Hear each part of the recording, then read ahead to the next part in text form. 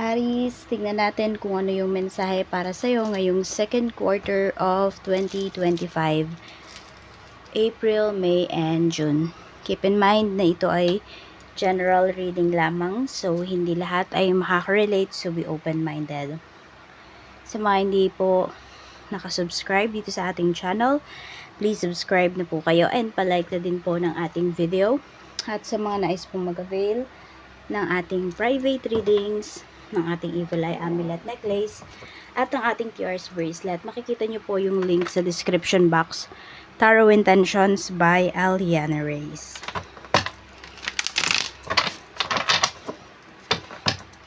Tignan muna natin kung ano ba yung theme ng second quarter mo. Ano yung theme ng iyong second quarter?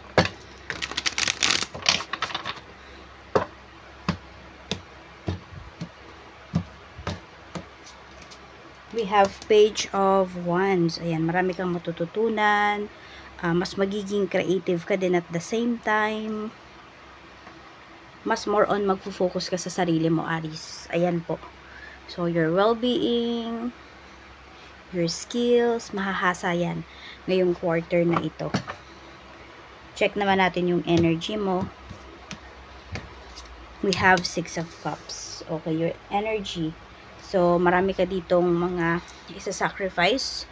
Pwedeng sa family, pwedeng sa mga anak. Ayan po. Eh, nakikita ko rin dito, iba sa inyo magiging hands-on po talaga kayo pagdating sa inyong mga anak. Ayan. Tapos, very ano kayo dito. Parang, ano ba'y tawag doon? Sentimental yung iba po sa inyo. Pwede rin may mag-aalaga dito ng aso or pusa or any pets, no, na parang baby pa lang, kayo na yung mag-aalaga. Yan, mapagmahal yung energy ninyo dito ngayon. Mas na-appreciate nyo yung life. Yung life ninyo. Check natin, ugali naman ng mga tao sa paligid mo. We have 10 of Pentacles. So, magaan naman yung energy ng mga tao sa paligid mo. Tsaka madali silang kausap. Ayan po. Tapos mga galante ang mga nasa paligid mo. Marami ka ding mga kamag-anak dito na nagsasucceed in life ngayong quarter na ito. Pero meron din dito medyo mahahangin. Pero mas marami yung mga approachable kahit mapera na mga tao sa paligid mo. Tingnan natin kung ano pa yung mensahe for you pagdating naman po sa mga struggles mo. Ano ba yung mga pwedeng maging hindrance or blockages sa life mo ngayong quarter. Four of Swords. Meron naman dito pwedeng tinatamad. Parang gusto lang nasa bahay. King of Swords. Ayun. Okay. Yung iba sa inyo pwedeng nasa bahay nga lang talaga kayo. Pwede kasi na work from home kayo. Or basta meron kayong pinagkakakitaan kahit nasa bahay lang kayo. Kaya lang pwedeng meron dyan hindi kayo na-appreciate. Example, your asawa. Example, your father or your brother na may magandang career. So, parang na-underestimate ka dito. So, sila yung mga struggles sa life mo. So, for some of you tuloy, maisip mo na tama ba yung path na dinadaanan mo or magle-let go ka na lang at susundin mo na lang sila. Kahit alam mo naman na may kinikita ka dyan sa kung ano man yung ginagawa mo, Aries. So, yan. It's either magpapadala ka ba sa iyong emosyon or mas gagamitin mo yung isip mo. Kasi pwedeng yung kinikita mo dyan, 'di ba? Habang nasa bahay ka is mas malaki pa kaysa doon sa magtatrabaho ka on-site. So, ayan, nasa sayo to kung magpapadala ka dito sa mga taong to na minamaliit ka. Yes, may mga mag-underestimate sa'yo rito. Check naman natin yung blessings mo. We have Death card. So, pwedeng ito po ay regarding sa health mo. Mas magiging healthy ka. We have Four of Wands. Ayan, may stability dito.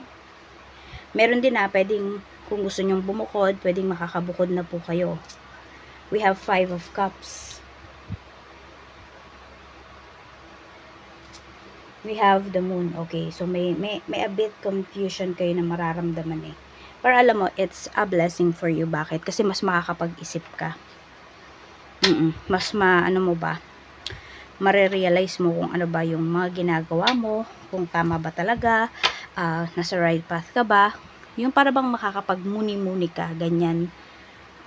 So yung mga may pause dito sa life mo, yun nga, yung pause na to is yung parang nagdadalawang isip ka, ayan po, makakatulong yun sa'yo, para mas mapabuti pa yung lagay mo, para mas mapabuti pa yung iyong life. Check natin ang energy naman pagdating sa iyong love life. So, check natin sa mga single. Sa mga single po, kamusta ang energy ngayong quarter na ito? Frozen time. Hindi pa rin ba kayo naka-move forward? O yung iba po sa inyo, ayan. Ayan. May malaking pagbabago daw dito sa life nyo eh. Drama. Kaya lang, ayan, maraming drama. Coffee date.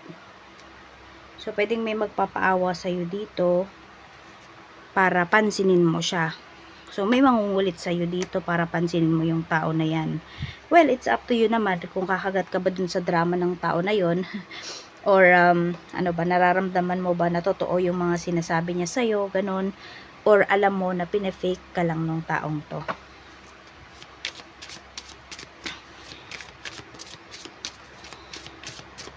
Sa mga in a relationship naman, we have proposal.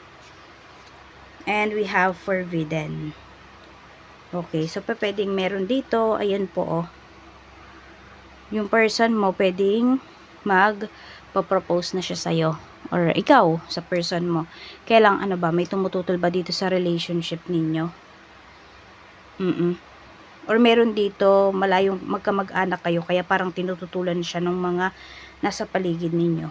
Sa mga may karelasyon naman po na single mom at single dad, we have twin flame. So, yan. Natagpuan nyo na ang twin flame ninyo. Kung sino man yung ka-deal ninyo ngayon, parang wala na kayong pake, no?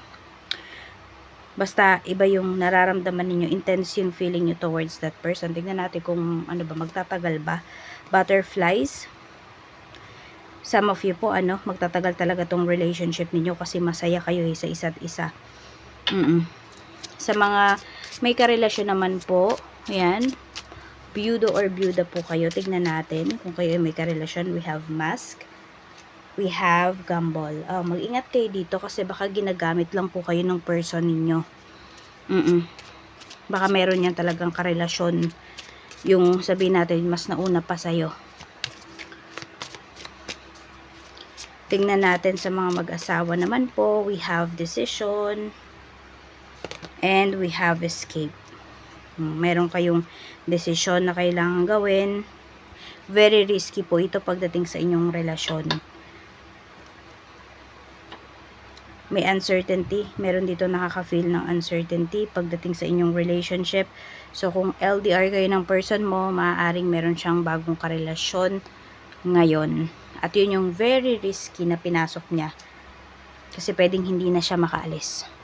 Pwedeng kung sa'yo, nakatakas siya, tumakas siya, dun sa taong pinalit niya sa'yo, maaring hindi siya makatakas. Pwedeng yun na yung karma ng asawa mo. Tingnan natin, love and, money energy naman po tayo.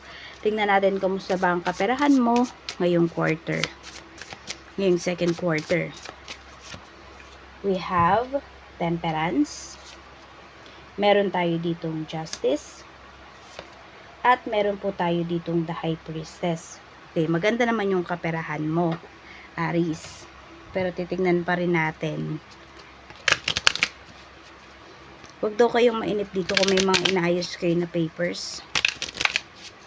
Or kung may mga ginastos kayo dito. Within the next few weeks. So, yan, kung may mga inayos po kayo dito. Within the next few weeks, sa loob yan, basta sa loob to ng second quarter, makukuha nyo po yung mga hinihintay po ninyo na kaperahan. Meron din sinasabi talaga sa inyo dito, improving health. So, baka meron kayong, mga hinihintay, na mga documents para, malibre yung inyong pagpapagamot, ganyan, pagpapasurgery for some of you kung meron mang isa-surgery dito. Check naman natin yung trabaho, kamusta po ang career, energy pagdating sa work.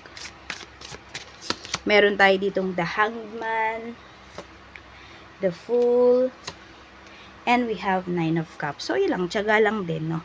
Tiyaga lang din pagdating sa trabaho, marunong ka naman talagang makisama, fire signs, kaya wala ka naman magiging problema dito.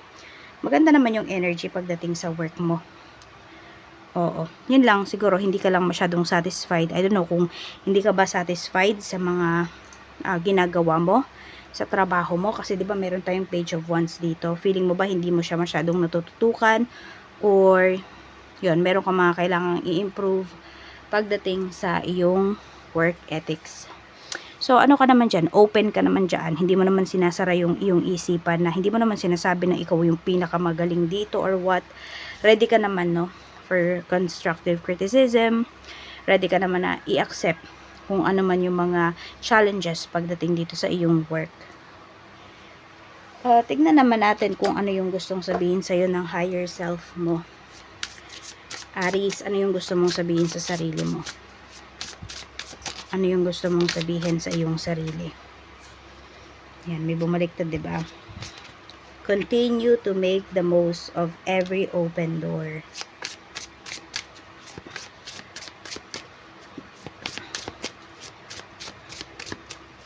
So, grab the opportunities po, no? Na mag-open for you. You are a magical being with the whole universe waiting to assist you. Ayan po, as help daw kay universe. Yan. Huwag kayong mahihiya. Your shadow are just hiding the light right now. So, marami dito, pwedeng kayo mismo, tinatago or pinipigilan ninyo yung inyong sarili na, yes, meron nga dito yung parang mag-excel ba sa mga bagay-bagay na gusto ninyo. Kasi natatakot din kayo dito, for some of you, ayan, na ma-criticize kayo or i-judge kayo ng mga tao sa paligid ninyo. Kaya nga yan, dapat talaga i-improve mo yung sarili mo. Siguro yun, habang nagtatago ka, improve yourself. Habang nananahimik kayo, improve yourself. Check natin, ano pa yung mensahe for you. Nasaan na ba yun? Ayun. Mensahe pa po natin kay Aries. Mensahe pa po natin kay Aries, Spirit Guide. Meron tayo ditong clear empathy. Same kayo ni Scorpio. Now, medyo mag-ingat po kayo dito kasi yun, baka ma-absorb mo yung mga energies, unwanted energies sa paligid mo. Kaya protect yourself kapag kayo po ay may kausap. So, you're being called to tune into the emotions, thoughts, and physical energy of others so you can help others heal and clear unwanted energy. So, some of you, kaya nyo naman daw yan i-clear. Kaya nyong i-block yan. Kaya nyong protektahan yung sarili ninyo. So, yun yung gawin ninyo. You do research about this pa kung hindi kayo familiar. So, ayan lang po. Aries, maraming salamat. Yan ang mensahe para sa'yo ngayong second quarter. Ingat ka always and more blessings to come.